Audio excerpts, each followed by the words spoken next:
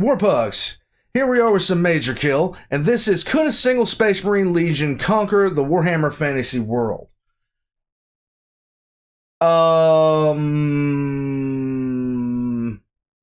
Yes. And by yes, I mean impressively yes. The technology difference aside, a Space Marine Legion has fought a lot harder things that are on the Warhammer Fantasy world.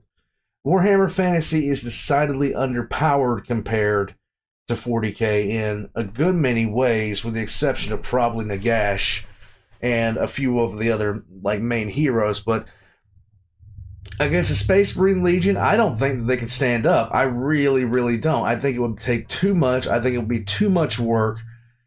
It would be an event, okay? And it's not that I'm knocking on Warhammer Fantasy, it's just we're taking one thing and comparing it to another, and I mean, this is like asking if the US Marines could take out the, take out the French army and in the 16th century. I mean, it really does come down to that. It really does come down to that. Coughing. So, of course, there is magic. There is all this other kind of stuff. The Skaven are a thing, but this is not anything that I don't think that a Space Marine Legion in full force couldn't combat. I think it would be a wash.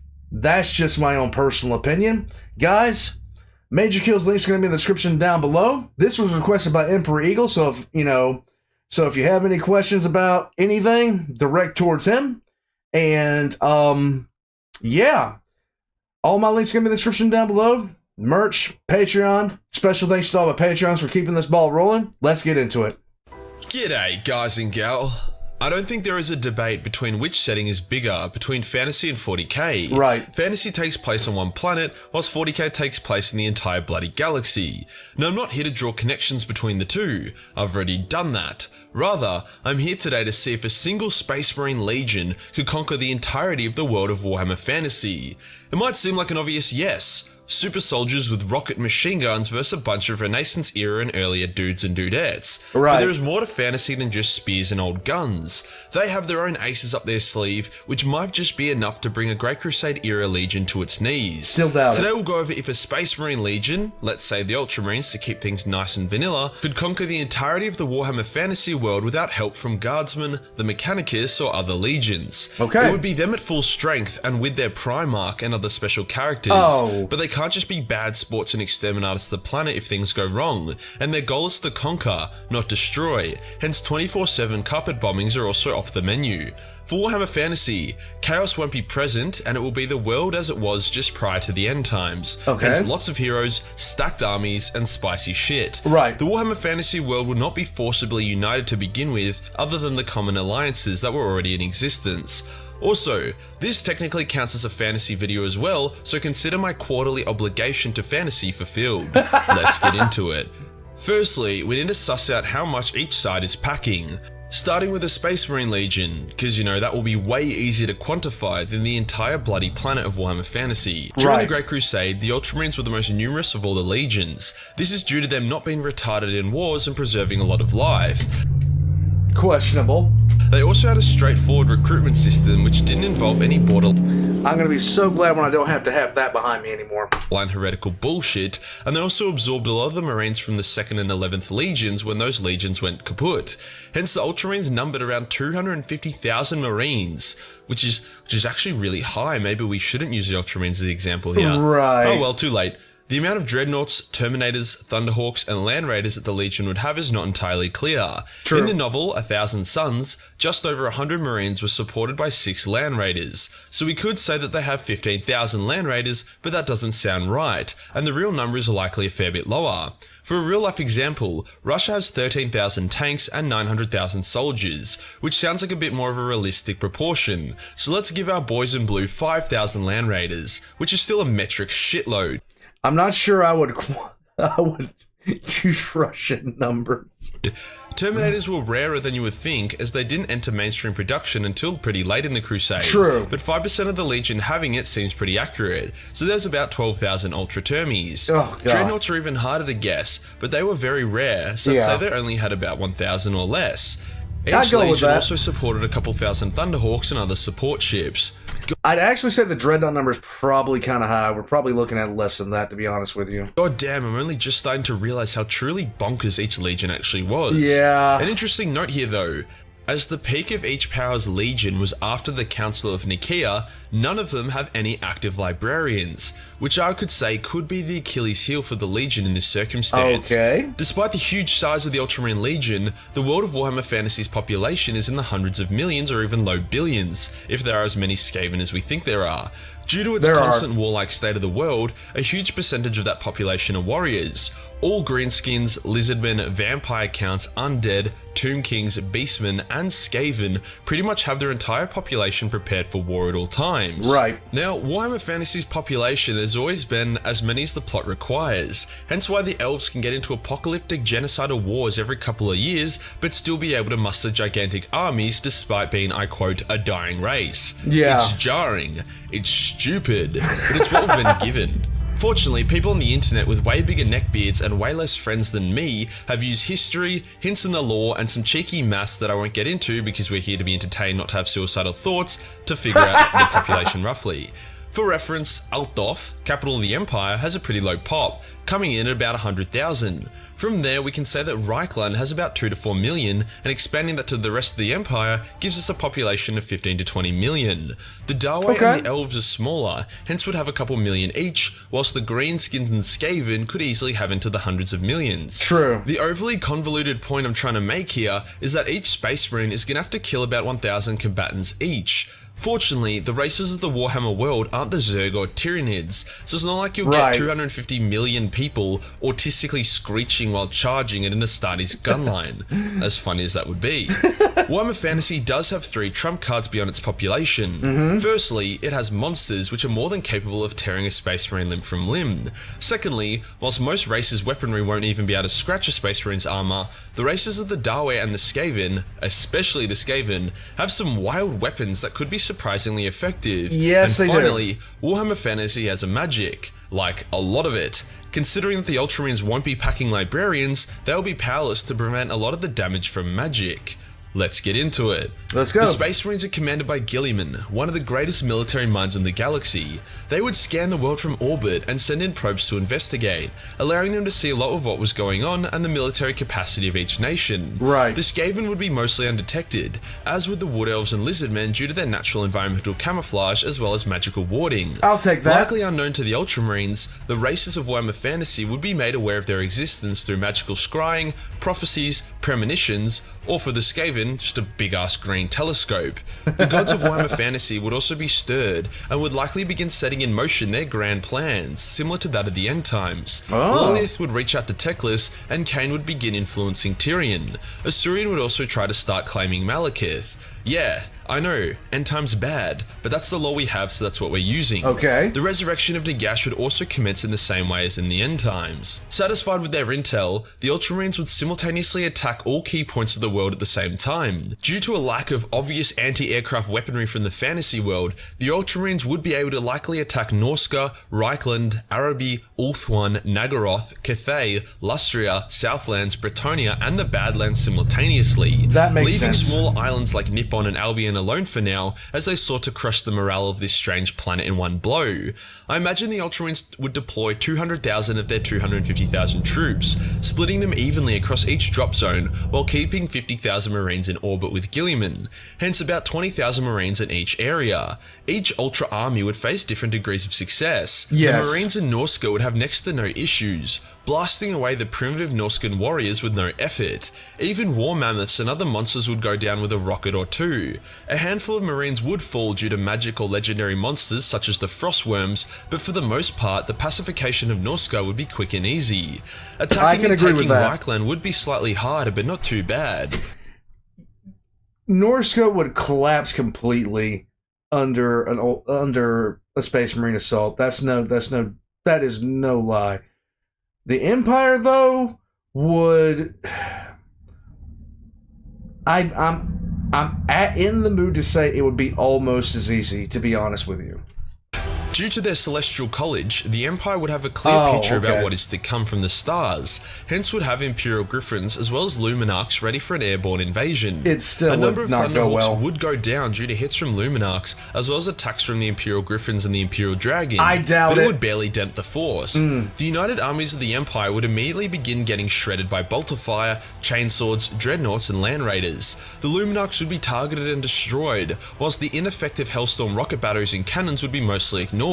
At most, all they could do is stagger a marine. The few precious steam tanks in the Empire's arsenal would be crushed by the fury of thunderhammers. Still, a few dozen or more marines would die. The College of Magic would be in full force, flinging fireballs, lightning bolts, and beams of pure light. These targeting spells, as well as a couple flamestorms and comets of Cassandora, would be enough to break through an Astartes armor and end their life. True. On top of that, the magical warding from the Wizards of Light and Heavens should be able to block some rockets and bolter shots due to the non-magical nature of them. Perhaps a metal wizard would be able to buff a few units of handgunners, giving their bullets the ability to penetrate ceramite and drop a few more marines. Despite this, within a few minutes, the casualties of I can buy all this. the Empire would be in the thousands, and they would break and run.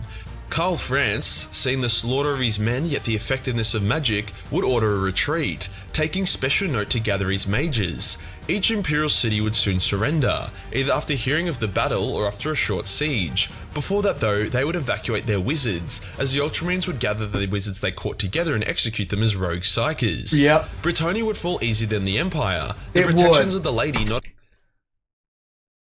It's Bretonnia. It's Bretonnia. If you need reasons why Bretonnia sucks, Pancreas Snowworks is a great person to turn to. enough to prevent scores of knights from being blown apart. The magic of their damsels not enough to do any real damage.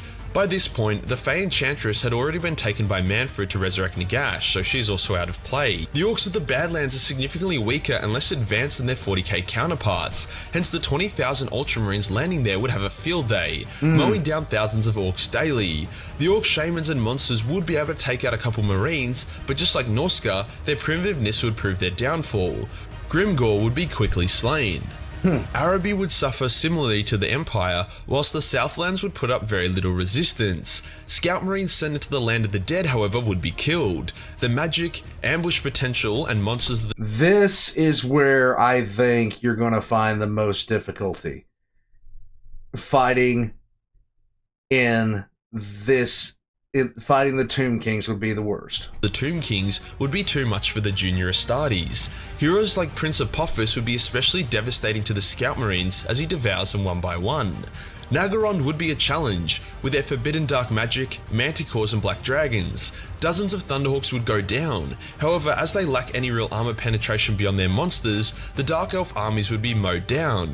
Hundreds of Marines would die to the monstrous ambushes and sheer insanity of the Dark Elves, but even with Malekith leading them, the cities of Naggaroth would be conquered, with Malekith and others escaping into the wilderness to bide their time. Not much is known about Cathay, but it is a powerful celestial nation who I think would perform better than the Empire, especially with the use of ogre mercenaries. However, they too would be brought to their knees by the force of 20,000 Ultramarines. Ulthuan would be interesting. The fleet of Thunderhawks and other ships the Ultramarines had would find fierce resistance in the form of an army of dragons, Griffins and Great Eagles that the High Elves had. There would be an intense air battle before the Ultramarines could make landfall. Prince Imric would lead his dragons, while Teclis and Tyrion would coordinate from the ground. Thousands of elven wizards would be adding their might to the battle, firing lightning and fire into the sky. This is really affected by the elves, as when the Ultramarines are in a troop transport, they may as well just be a guardsman. However, eventually the firepower and number of ships the Ultramarines have would blast through the High Elf airborne army, killing Imric in the process, and they would begin to make landfall. The elves would try rushing to melee as they would be aware of the Ultramarines' range firepower. Spearmen would get battered and torn apart. However, the Swordmaster of Hoeth and some White Lions would likely be able to score some kills, especially when augmented with magic. This is true. Swordmasters of Hoth and the actual White Lions themselves that use the great axes, they might be able to do something in numbers. I mean, there's always, I call it a puncher's chance, which is 5%.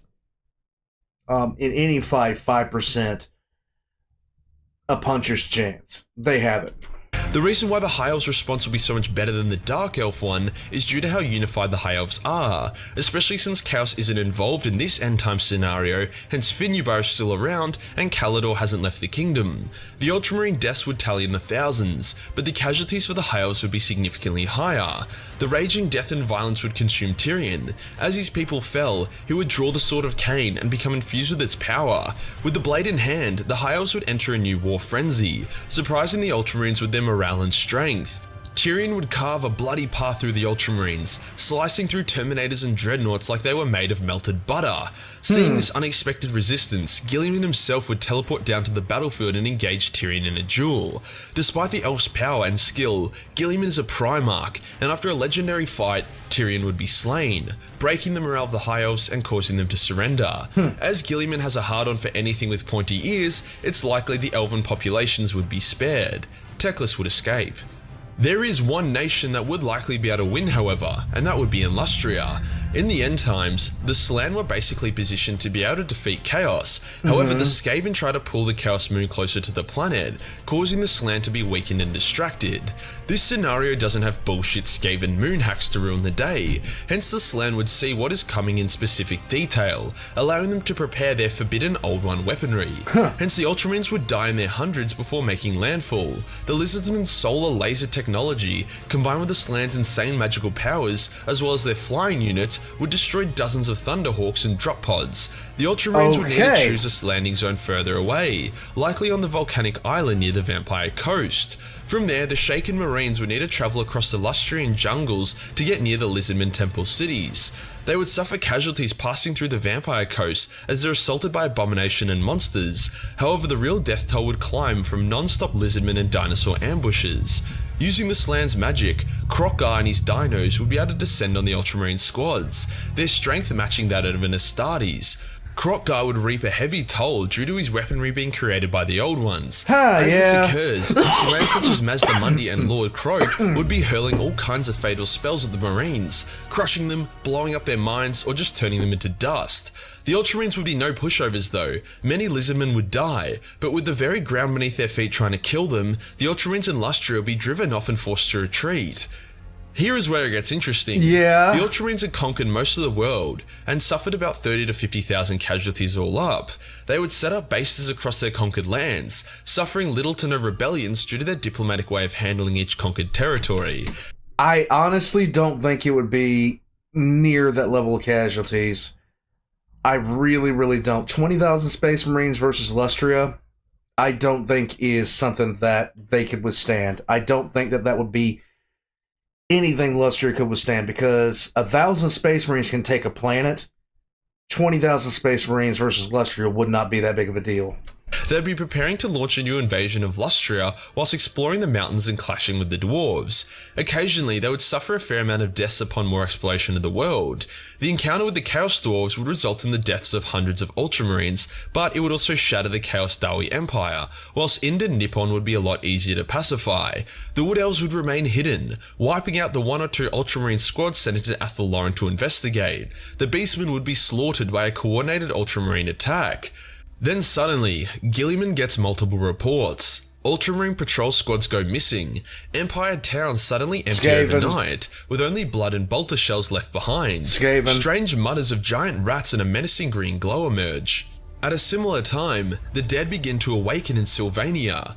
Ultramarines age 10,000 years or more by foul sorcery, whilst horrific rituals take place. Gilliman sends a full company of Marines to investigate, but they're slowed down by the bodies of millions of zombies. Some lose their life to relentless assaults by Vargheists, Varghulfs, and Terrorgeists. Thunderhawks are slowly downed or driven back by a tide of fellbats, each bat shoving its body into any propeller or vent it can find.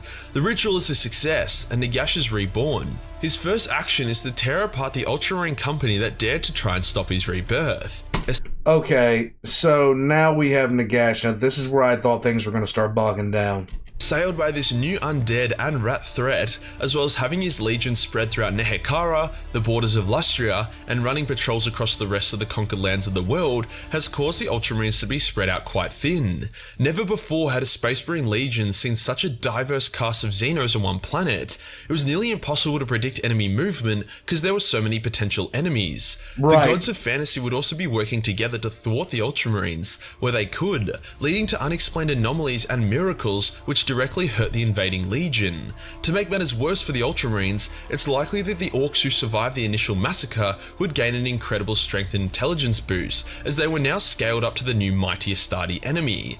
There's one of two ways Orcs get powerful, one from a shitload of fighting, or two from fighting strong opponents. The only real reason why the mega OP Krorks devolved into Krorks at the end of the War in Heaven is because they no longer had powerful enemies to fight. Right. For fantasy, the Orcs are rarely pushed or pressured, hence they haven't needed to undergo power boosts to stay relevant. Now they would. To make matters even worse for the Ultramarines, Malekith could likely now access the Flame of Asuryan, with the Ultramarines not understanding its importance, turning him into the avatar of Asuryan, whilst Teclis undoes the Vortex, empowering all the magic in the world and creating the Incarnates, which were nearly Primarch tier heroes. This would also release Sigma from the Vortex. The arrival of the Incarnates would resurrect Tyrion, empower Nagash, and rally the broken forces of the old world behind powerful commanders. The Skavens would make themselves known, unleashing their Doom Rockets and other devastating weaponry to great effect. As the leader of the Elves, Malekith would also undo the spell he cast which put the majority of dragons to sleep, meaning the united forces of the fantasy world would have a shitload of dragons, potentially giving them the air advantage. Assaulted at all sides, Guilliman would withdraw his forces to their main stronghold in the Empire, with thousands of Ultramarines being killed in the withdrawal, mostly due to Skaven and newly awoken dragons. It would be safe to say that since the start of the campaign, around 100,000 Ultramarines would be dead or too wounded to fight, with the fantasy casualties numbering in the tens of millions. A legendary battle would commence, the Incarnates, Slan, Nagash, Cetra, and Sigma leading a fuck-off huge army against 150,000 Ultramarines. The devastation would be unimaginable. Skaven burrowers would appear behind Ultramarine fortifications only to get mowed down. Thunderhawks would be torn apart by dragons as Sigma smashes through Astartes with his godlike power. Guilliman's supreme command abilities allows his force to hold out against the endless tide, but once Lord Crow and Mazdamundi start casting their apocalyptic spells, the end becomes near. Fortifications are ripped apart by the sheer will of the Slan, as even the Wood Elves join the fray, Orion reaping a heavy toll with his Spear of Kurnos, impaling Ultramarines with every throw. Now at this point, Guilliman's new objective would be a withdrawal. Too many of his sons were now dead, and if he made a last stand, it's likely the rest would be wiped out as well. The magic, monsters, and heroes of Warhammer Fantasy were too great to stand before with only one legion. If the Ultramarines were really unlucky, they might not even notice the Moonbuster rocket that Ikit Claw fires at their fleet, destroying most of it and wiping out the Ultramarines' escape and safety. But it's likely it would be intercepted before it could detonate. Either way, the Ultramarines are beaten and withdraw.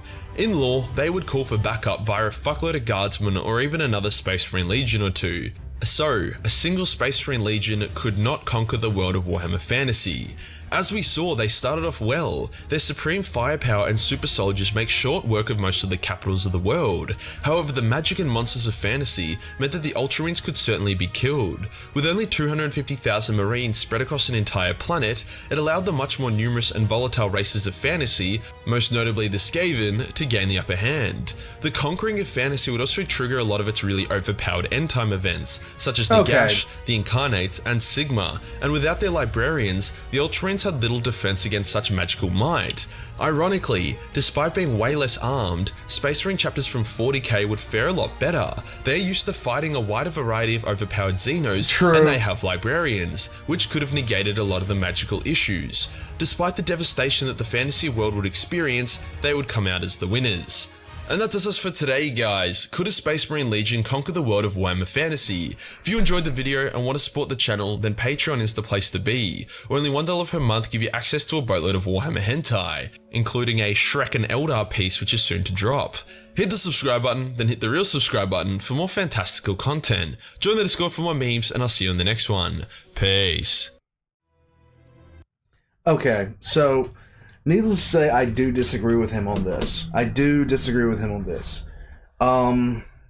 Now, the biggest thing out of this would be his assumption that Lustria would be able to hold off, and that like Lustria would be able to like take down 20,000 Space Marines. I don't think Lustria could do that.